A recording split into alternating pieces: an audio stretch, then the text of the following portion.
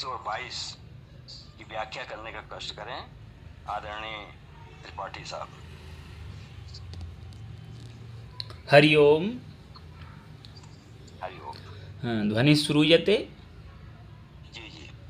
आं सर्वेभ्यो नमस्कारः। भूयांसि नमांसि। इदानीम् आरम्भं कुर्मः। पृष्ठे भ्राम्यदमन्दमन्दरगिरे ग्रावाग्रकण्डूयनान् निद्रालोः कमठाकृतेर्भगवतः श्वासानिलाः पान्तु वः यत्संस्कारकलानुवर्तनवशात् वेलानिभेनाम्भसाम् यातायातमतन्द्रितञ्जलनिधेर्नाद्यापि विश्राम्यति।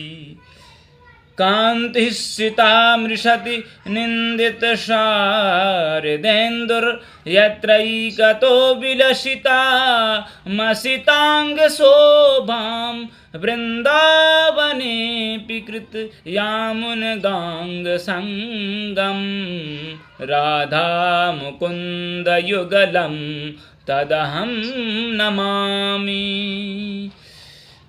यं ब्रह्मा वरुणेन्द्ररुद्रमरुतस्तुन्वन्ति दिव्यैस्तवैर्वेदैः साङ्गपदक्रमोपनिषदैर्गायन्ति यं सामगाः ध्यानावस्थित तद्गतेन मनसा पश्यन्ति यं योगिनो यस्यान्तन्न विदुःसुरासुरगणा।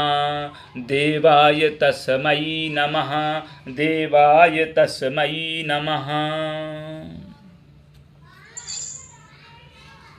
तो इससे पूर्व श्लोकों में हमने इस निरंतर एक सप्ताह से चली आ रही इस व्याख्यान श्रृंखला में हमने 19 और 20 में श्लोकों का अध्ययन किया, स्वाध्याय किया।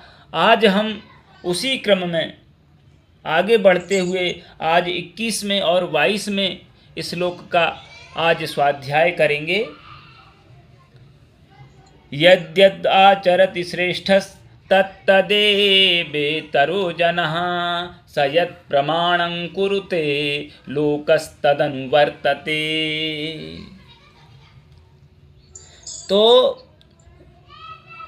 यहाँ कर्म की बात चल रही है कि किस तरह के कर्म करें और किस तरह के कर्म न करें, कि किस तरह के कर्म हमारे बंधन के कारण हो जाते हैं और किस तरह के कर्म ऐसे होते हैं जिन कर्मों के करने से अंतःकरण की शुद्धि होती है और अंतःकरण की शुद्धि के द्वारा अंतिम में जो चरम पुरुषार्थ, जो अंतिम पुरुषार्थ मोक्ष है, चतुर्विध पुरुषार्थ में धर्मार्थ काम मोक्षाख्येषु चतुर्विध पुरुषार्थेषु जो अंतिम पुरुषार्थ है, हमारे यहाँ जो है कोई भी पुरुषार्थ हो, कोई भी दर्शन हो, कोई भी शास्त्र हो, साहित्य शास्त्र हो, व्याकरण शास्त्र हो, वेदांत शास्त्र हो, उन सब का अंतिम जो लक्ष्य होता है वो मोक्ष प्राप्ति होती है।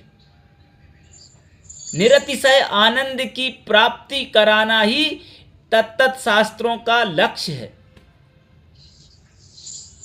तो चतुर्वर्ग फल प्राप्ति ही साहित्य शास्त्र में भी आया है। वेदांत शास्त्र तो कहता ही है, वो तो उन सब में जो है सबसे आगे गर्जना करता है। यावत गर्जन्ति शास्त्राणि तावत वेदांत केसरी। जहाँ तक शास्त्र गर्जना करते हैं उन सभी शास्त्रों में वेदांत जो है शेर है। और दूसरी कहावत, दूसरी पंक्ति आती है कि सभी पैर जो है हाथी के पैर के नीचे ही आते हैं। तो वेदांत शास्त्र वो शास्त्र है। तो जो भी हमारे देश के जो 4 मठों के जो शंकराचार्य होते हैं वो वेदांत शास्त्र के विशेष ज्ञाता होते हैं। इसीलिए उनकी जो वाणी निकलती है वो लोभ, मोह, कोरी भावुकता और अविवेकता की चपेट से रहित होकर ऐसी वाणी बोलते हैं। आपको अच्छी लगे या बुरी लगे, शासन को अच्छी लगे या बुरी लगे, लेकिन शास्त्र का सिद्धांत बदलता नहीं है। तो लेकिन हम वो दृष्टि से नहीं सोच पाते हैं, उनकी दृष्टि व्यापक है। उनको समझने के लिए भी जो है बहुत सारा अध्ययन करना पड़ता है, तब जाकर उनकी बात समझ में आती है। मैं अपने से ही सोचता हूँ, पहले मैं सुनता था, आज के 10 साल पहले मुझे कुछ फर्क नहीं समझ में आता था, सभी बाबा एक जैसे दिखते थे। लेकिन जब मैंने शास्त्रों का अध्ययन किया, गुरु चरणों में बैठ के, अब मुझे जब वो वाणी सुनाई देती है तो उन वाणियों में जो वैशिष्ट होता है वो तुरंत जो है श्रोत्रेंद्रिय में पकड़ में आने लगता है कि ये जो बात है इसमें सत्यता है, यथार्थ है, शास्त्रों का सिद्धांत है, कोरी भावुकता में ये बात नहीं बोली जा रही। तो कर्मों को हमें बड़े ही संभल कर करना है, सावधान होकर करना है, जो कर्म हमारे बंधन में कारण न बने। तो इस तरह हमें इस वेदांत शास्त्र के द्वारा हमें कर्मों को करने का जो है हमें संदेश दिया जा रहा है कि कर्म योग के माध्यम से, गीता का जो कर्म योग है, तो कोई भी काम बिना सीखे आता नहीं है। कोई भी काम बिना सीखे आता नहीं है ना। कर्मों का त्याग करना है, और किस तरह के कर्मों को करना है, तो कर्म त्याग से हम समझते हैं कि सभी कर्मों का त्याग कर दो, उनसे संन्यास ले लो। तो क्या हाथ पैर बांध दो, आशा गुप्ता दीदी अपना माइक बंद कर लें। हाथ पैर हम अपने बांध देंगे तो क्या ये संन्यास कहलाएगा? जबरदस्ती हम अपने हाथों को बांध दें, कुछ करना ही बंद कर दें, तो क्या ये संन्यास है? बोले कर्म करेंगे तो बंधन का कारण बनेगा, इसलिए कर्म करना ही बंद कर दो, सभी कर्मों का त्याग कर दो। कई लोग आज के समय में बहुत त्याग कर देते हैं, तो ऐसे त्याग से नहीं होता है। शास्त्र विहित, शास्त्र सम्मत, और वो सोच आपकी, वो आपके मन में, मस्तिष्क में वो विचार जब ही आएगा जब आप शास्त्रों के सिद्धांतों में निरंतर डूबे रहेंगे, शास्त्रों को क्रमशः पढ़ेंगे। तो क्या जो है कर्म जब बंधन के कारण बनेंगे तो क्या उनको हम छोड़ दें? कभी कभी मन में आता है। या जो है घर में जो है आग जलाने से घर में आग लग सकती है। कई जगह जो है गैस सिलेंडर के केस आ जाते हैं कि वहाँ गैस फट गई, तो क्या अपने घर में जो है गैस को रखना, आग को जलाना ही बंद कर दें? या फिर बहुत सारे लोग जो है भोजन मांगने वाले आते हैं, उनके डर से क्या हम भोजन को बनाना ही बंद कर दें? अरे बहुत सारे मांगने वाले घूम रहे हैं, कोई आ जाएगा मांगने वाला, इसलिए भोजन ही मत बनाओ। तो एक बार क्या हुआ कि एक जो है सासू माँ थी और उनकी बहू, तो बहू से उन्होंने कहा कि बेटा ऐसा करो बहू कि आप को हलवा बनाना आता है क्या? सूजी का, रवा का हलवा। बोले हाँ आता है। अरे क्यों नहीं आता? बोली, उसने कहा मैं तो होम साइंस से जो है एमए किए हूँ, मैंने एमए कर रखा है, मुझे तो सब आता है। तो कहा बना दो। तो बनाने के लिए गई। अब वो पढ़ी थी लेकिन अभ्यास नहीं था बनाने का, प्रैक्टिस। तो जगह पर जाकर कार्य करने में फ़र्क होता है और पढ़कर उसको मस्तिष्क में धारण करने में अलग होता है। क्रिया में उसको लाना और भी थोड़ा क्लिष्ट होता है। तो वो गई उधर, वो जब तक किताब में देखने लगी इसके बाद क्या करना है, उतने में तो जो है वो जो हलवा था वो जल गया। थोड़े से में ही स्वाद बिगड़ जाता है। तो जिनको अभ्यास है उनको किताब खोलने की ज़रूरत नहीं, वो तो तुरंत जो है कर देते हैं। तो बोले अरे अरे, सासू माँ ने कहा छोड़ो तुम मत करो ये सब। तो दूसरा काम दिया, क्या आप झाड़ू लगा लेती हैं? बोले हाँ लगा लेती हूँ, मैं तो होम साइंस से जो है गृह विज्ञान से मैंने डिग्रियाँ ले रखी हैं, एमए कर रखा है। तो ठीक है झाड़ू लगा दो। तो झाड़ू लगाई उसने अच्छे से, लेकिन कूड़ा फेंकने का तरीका उसने खिड़की से फेंक दिया, तो बाहर जो लोग निकल रहे थे उनके सिर पर गिर गया किसी के। तो सावधानी बरतनी पड़ती है, कहने का मतलब कोई भी चीज़ बिना सीखे नहीं आती है, तो इसलिए सीखना पड़ता है। और जो श्रेष्ठ व्यक्ति होता है लोग उसी का अनुकरण करते हैं। इस श्लोक में जो आया है कर्मों के बारे में कि यद्यद आचरति श्रेष्ठस, तत्तदेवेतरो जनः स यत् प्रमाणम कुरुते लोकस्तदनुवर्तते यत् यत् कर्म आचरति। तो जो जो कर्म क्रिया का आचरण करता है, श्रेष्ठ श्रेष्ठ जो गुणों में श्रेष्ठ हो। भागवत में आया है कि उद्धव ने पूछा कि गुणवान कौन है, धनवान कौन है, आढ़ जिसको कहते हैं, धनाढ़ कौन है? बोले गुणाढ़्यो ह्याढ़ उच्यते। भगवान ने कहा जो गुणों में धनी है वही वास्तव में आढ़ है, धनवान है। तो जो गुणों में श्रेष्ठ हो और जिसका आचरण भी श्रेष्ठ हो। कई लोगों में गुण तो बहुत होते हैं पर आचरण नहीं होता। कई ऐसे भी होते हैं, दुर्गुण भी हैं, गुण भी हैं, दोनों चीज़ें पाई जाती हैं। कई गुण हैं लेकिन आचरण नहीं करते हैं। तो आचरण जिसका श्रेष्ठ हो, ऐसे व्यक्ति का जो है जिसमें लोगों की श्रद्धा हो जाती है, उसके ऐसे कार्य देखकर, उसके गुणों को देखकर तो लोगों की श्रद्धा हो जाती है, तो लोग उसी के जैसा जो है अनुकरण करने लगते हैं। तो यदि यद आचरत, या कोई राजा हो, मधुसूदन सरस्वती ने कहा श्रेष्ठा प्रधान, राजा जो राजा होगा तो राजा का लोग, जैसे आज के समय में राजा प्रधानमंत्री है या कोई भी उच्च पद पर बैठा हुआ राष्ट्रपति इत्यादि अधिकारी है, तो वो जैसा करेगा प्रजा उसी हिसाब से करने लगती है। यद्यत आचरति श्रेष्ठस्तत्तदेवे तरो जनः, तो तत्तद एव कर्म आचरति इतरः अन्यः जनः तदनुगतः। जो अन्य व्यक्ति है वो उसी के अनुसार ही आचरण करने लगता है। स यत् प्रमाणं कुरुते लोकस्तदनुवर्तते, तो वो किंच श्रेष्ठ यत् प्रमाणम कुरुते, और जो ऐसा श्रेष्ठ है, जो गुण में श्रेष्ठ है, आचरण में भी श्रेष्ठ है, और वो जो कार्य करता है यत् प्रमाणम कुरुते, लौकिकम वैदिकम वा, वो लौकिक प्रमाण करता है या फिर वैदिक कोई ऐसा प्रमाण करता है, तो लोकः तद अनुवर्तते, लोक जो है लोग उसी का अनुकरण करने लगते हैं। तदेव प्रमाणी करोति इत्यर्थः, तो लोग उसी का अनुधावन करने लगते हैं। तो इसलिए जो श्रेष्ठ व्यक्ति हैं उनका आचरण जरूर जो है अच्छा होना चाहिए। जो उच्च पदों पर बैठे हुए हैं उनको जो है क्या करना है वो ठीक से करना चाहिए। बार बार जो है कई संत लोग कह रहे हैं, आज कल जो है राजनीति की जो परंपरा है इतनी जो है दुष्कर हो गई है कि वहाँ कोई अच्छा व्यक्ति जो है टिकट लेके चुनाव कर नहीं सकता, लड़ नहीं सकता है। तो राजनीति की परिभाषा नहीं आती। राजनीति की परिभाषा है, नीति का अर्थ होता है धर्म। धर्म और नीति पर्यायवाची शब्द हैं।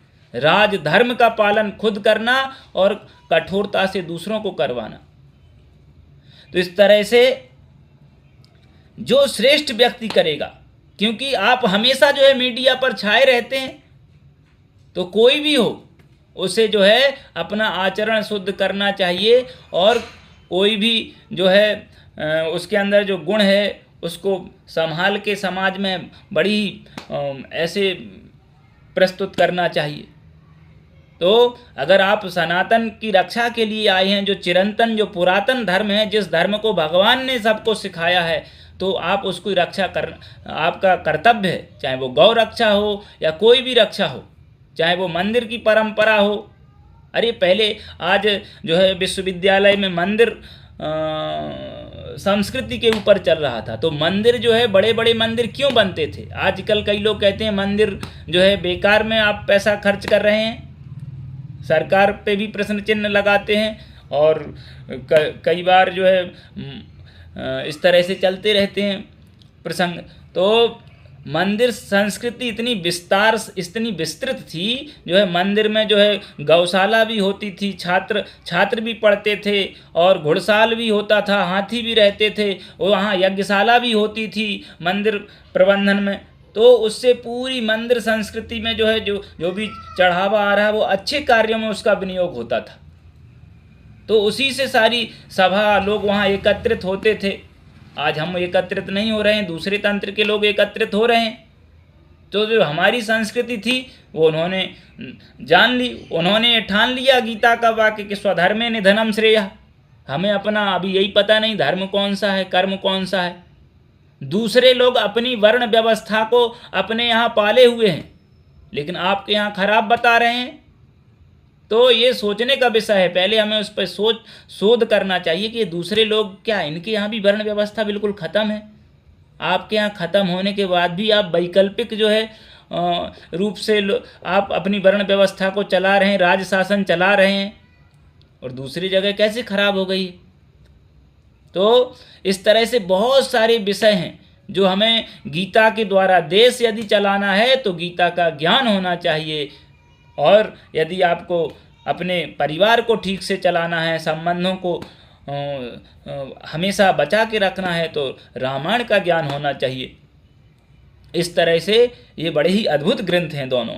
तो जो श्रेष्ठ व्यक्ति आचरण करता है, अन्य लोग उसी का अनुकरण करते हैं। लेकिन भगवान कह रहे हैं, यदि अत्र ते लोक संग्रह कर्तव्यतायाम विप्रतिपत्ति तरी माम किम न पश्यसी। तो यदि लोक संग्रह की कर्तव्यता में, लोक के संरक्षणार्थ कर्तव्यता में तुझे कुछ शंका हो तो मुझे क्यों नहीं देखता अर्जुन, तू मुझे देख। न मे पार्थास्ति कर्तव्यम त्रिषु लोकेषु किंचन नानवाप्त मवाप्तव्यम वर्त एव च कर्मणि। न मे पार्थास्ति, पार्थ संबोधन किया, उनको बड़ा ही जो है ऐसा संबोधन किया जो अर्जुन को बड़ा ही प्रिय है। क्योंकि कुंती माता का नाम जो है पूर्व में प्रथा था, जब वो सूरसेन की पुत्री थी तब उनका नाम, बचपन का नाम प्रथा था। इसलिए प्रथा का जो पुत्र हुआ वो पार्थ, जैसे दिति का पुत्र दैत्य, अदिति का पुत्र आदित्य, व्याकरण में तद्धिति प्रत्यय होके शब्द बनते हैं। तो पार्थ, न मे पार्थास्ति, और बाद में उनका नाम कुंती पड़ा, क्योंकि महाराज कुंती भोज ने उनको गोद ले लिया था, कुंती माता को गोद ले लिया था, इसलिए उनका बाद में नाम कुंती पड़ा। इसलिए उनको कौंते नाम से भी अर्जुन को पुकारा जाता है, बार बार यहाँ आता है श्लोकों में। तो पार्थ न में किंचित त्रिषु लोकेषु, यहाँ नहीं, मुझे, मेरे लिए तीनों लोकों में किंचन कर्तव्यम में नास्ति, मुझे कुछ भी करने के लिए मुझे आवश्यकता नहीं है, कुछ भी मेरे लिए शेष नहीं बचा है। नान वाप्त मवाप्तव्यम वर्त एव च कर्मणि, और न कस्मात् कारणम किमस्ति, कारण क्या है कि न अनवाप्तम अप्राप्तम और अवाप्तव्यम प्रापणीयम, ना मुझे कुछ ऐसा भी नहीं कि मुझे प्राप्त ना हो, कोई ऐसी वस्तु नहीं है जो मुझे प्राप्त ना हो, और कोई ऐसी भी वस्तु नहीं है जो मुझे प्राप्त करने योग्य हो। प्रापणीयम, क्योंकि मैं तीनों लोकों में मेरी सत्ता है, मैं प्रत्येक लोक में मेरी सत्ता है। अरे भगवान कृष्ण तो साक्षात नारायण ही है। तो आप गीता का 15वां अध्याय देखेंगे, पुरुषोत्तम योग, तो वहाँ ऊर्ध्वमूलम अधःशाखम अश्वत्थम प्राहुरव्यम छन्नांसि यस्य पर्णानि यस्तम वेद स वेदवित्। तो वेदविद वास्तव में ज्ञानी कौन है, जो यह जानता है कि ऊर्ध्वमूलम अधःशाख, कि ऊर्ध्व ऊपर की ओर इसका जो है ऊर्ध्व मूल है, मूल भाग है। इस संसार की एक वृक्ष की तरह कल्पना की गई है कि ऊर्ध्व मूलम, ऊपर की ओर मूल भाग है, अधःशाख और नीचे की ओर शाखाएं हैं। तो आप उस मूल वृक्ष को यदि आप उसका आदि मध्य अंत यदि आप खोजने की चेष्टा करेंगे तो आप नारायण को ही पाएंगे। आप इस संसार रूपी वृक्ष की खोज करेंगे कि इसकी जो है उत्पत्ति स्थान क्या है, तो आप नारायण को ही पाएंगे। प्रत्येक जगह आप नारायण को ही पाएंगे। इसलिए मेरे लिए कुछ भी शेष नहीं, क्योंकि मेरी सत्ता सर्वत्र है, तीनों लोकों में है। तो इसलिए कर्मणि च एव वर्ते, तो वर्ते एव कर्मणि, यानी मैं कर्मों को करता ही हूँ, करोमि एव। और कैसे करता हूँ, बोले अतंद्रितः अनलसः, आलस को छोड़ करके मैं तो कर्म करता ही हूँ। जबकि मुझे कोई भी कर्म करने की आवश्यकता नहीं है, लेकिन यदि मैं नहीं करूँगा तो ये दुनिया मेरा अनुकरण करेगी। क्योंकि भगवान उस कालखंड के, है ना, इतना तो यदुवंशी भी मानते थे कि ये हम में श्रेष्ठ हैं, है ना। उस समय उनकी प्रति उनकी बुद्धि भगवत्ता बुद्धि नहीं थी। हर किसी की, कई लोग तो जो है भगवान के खिलाफ भी रहते थे, भगवान पे भी लांछन आए, भगवान को भी बहुत सारा संघर्ष करना पड़ा, है ना। उन्होंने अपनी वाणी से समझाया, हर कर्म से समझाया, फिर भी नहीं मानते थे लोग, तो अंतिम विकल्प युद्ध रहता था। तो इस तरह से भगवान ने भी सारा कार्य किया, भगवान ने भी इस दुनिया को संदेश दिया कि किस तरह से कर्मों में प्रवृत्त होना है। कोई भी संबंध ले लो, मित्रता का भाव हो। सुदामा कहते हैं कि लोग तो थोड़ा सा धनवान होने पर भूल जाते हैं। क्वा हम दरिद्र पापीयान क्वा कृष्णा श्री निकेतना, कहाँ तुम्हें दरिद्र पापी ब्राह्मण, और क्वा कृष्णा श्री निकेतना, कहाँ ये श्रीपति रुक्मिणीपति लक्ष्मीपति भगवान कृष्ण कि इन्होंने मुझे आज देखा तो मुझे अपने भुजाओं में भर लिया। आज वही बचपन का जो है आनंद, बचपन का जो हमारा मिलना था जुलना था, जो उज्जैन की उस पावन भूमि में, गुरुकुल में, तो आज वही मुझे याद आ गया। आज फिर से मुझे उसने अपने जो है भुजाओं में चपेट दिया। लोग तो थोड़ा सा धनी होने पर अपने भाई को, अपने सगे रिश्तेदारों को भी भूल जाते हैं। तो इस तरह से उन्होंने कहा। तो भगवान ने एक उदाहरण से आप समझ लीजिए, प्रत्येक अपनी माता पिता के प्रति कर्तव्य हो, गुरु के प्रति कर्तव्य हो। आज हम लोग एक ही कर्तव्य कर पा रहे हैं। माता पिता कहीं हैं, क्योंकि ये हमारे देश से वो तंत्र, लोग तो चले गए लेकिन अपनी सोच दे के चले गए हैं। हम अभी सोच नहीं पा रहे हैं, पूरी तरह बोल नहीं पा रहे हैं अपनी बातों को। व्यवस्था वही है ना। कई लोग इस बात पर बोल रहे हैं, उसको बोलने की यहाँ आवश्यकता नहीं। आज हमारा समय यहीं संपूर्ण होता है। इसी के साथ मैं अपनी वाणी को विराम देता हूँ। जय तु संस्कृतम, जय तु भारतम।